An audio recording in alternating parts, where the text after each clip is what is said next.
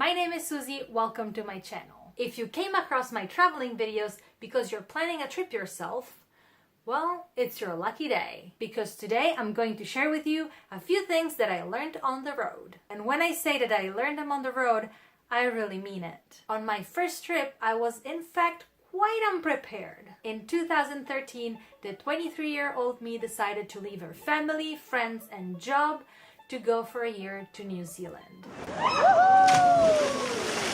The best year of my life. Really? That was the best year of your life? This is my husband.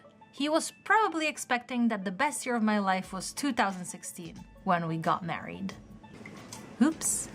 Since I wanted to be able to move from place to place as easily as possible, I opted for backpacking. So, of course, first thing I needed was a backpack. I bought this one because back in the days I thought that the fact that it can expand so much was a pro.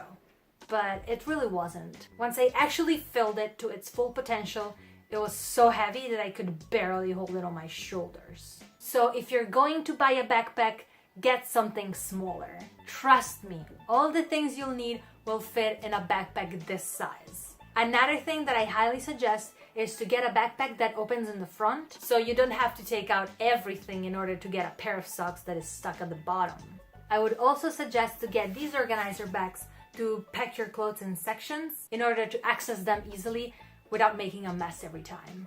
Of course, if you're already on a backpack, I'm all about reusing, so save yourself some money and make it work with what you have. You also want a smaller backpack, so when you're staying in a place, you don't have to go around carrying all of your stuff or empty the big backpack every single time, which I had to do for a while.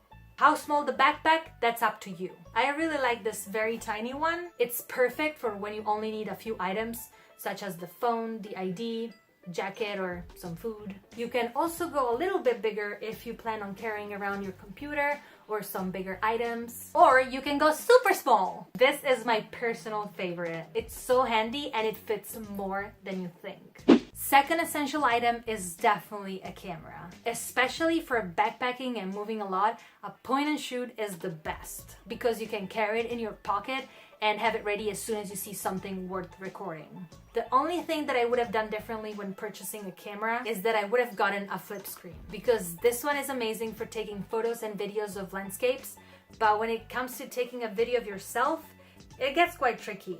I actually still use this camera for making videos, and I have to come out with the craziest structures just to make sure that I'm even in frame.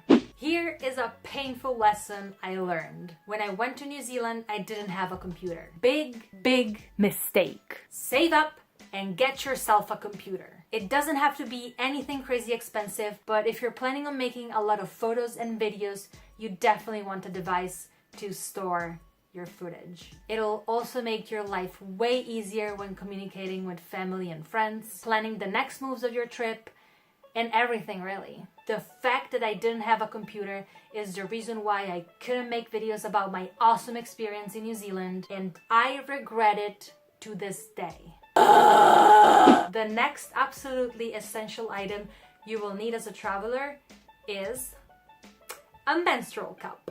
Well, if you're a woman, of course. I actually started using a menstrual cup only 3 years ago, and man, was that life-changing. Menstrual cups are amazing because you never have to worry about running out of pads, which can be quite inconvenient when camping. And believe it or not, they're more hygienic than disposable pads and tampons. Also, they will save you a lot of money in the long run because they're reusable and they last for years. I personally use the Lily Cup Compact by Intamina because it's very travel friendly. When you store it, you can fold it and put it in its little hard plastic container, which is really easy to carry around and it's very discreet. So if you're a woman, I recommend getting yourself a menstrual cup. Even if you're not traveling, I promise it'll change your period experience for the better. Speaking of things that hold liquids, this one is for girls and boys. You absolutely want a water bottle. I didn't have one when I started my trip, but I was lucky enough to meet Amanda, a super sweet girl from Hawaii who had a spare one, and she gave it to me. She also wrote this absolutely lovely message on it. And I now upgraded to this baby. Now I actually use it to keep better track of my water intake. Actually, let me drink some because I'm not doing so good today. I really love Nalgene bottles because they're very durable and inexpensive. I'm also in love with these particular colors, but of course they have many others to choose from. And this is not sponsored. I wish it was. Sponsor me. Having a water bottle with you at all times really is something you should do, especially if you're traveling, because you never know if and when you'll find some water safe to drink.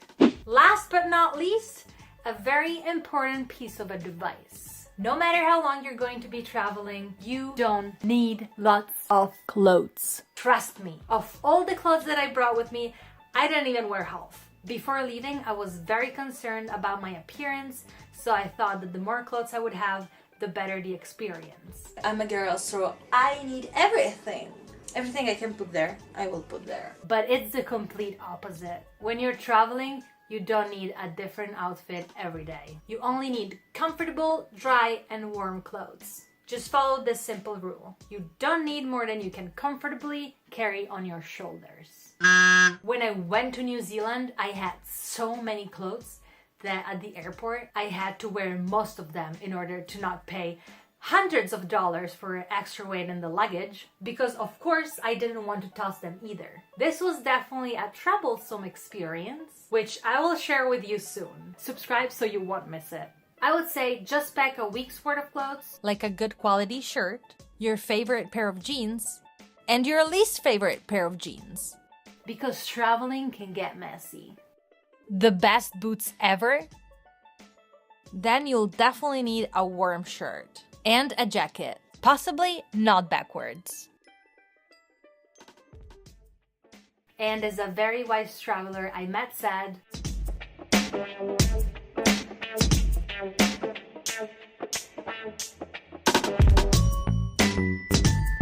always carry slippers because they'll make you feel at home no matter where you are.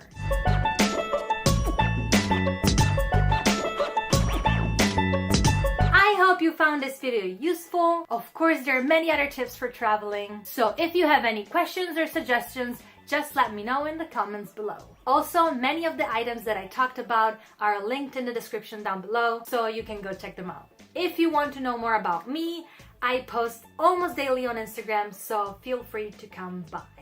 Thank you so much for watching. If you liked the video, please give it a thumbs up. It really means a lot to me, and I will see you soon. Bye!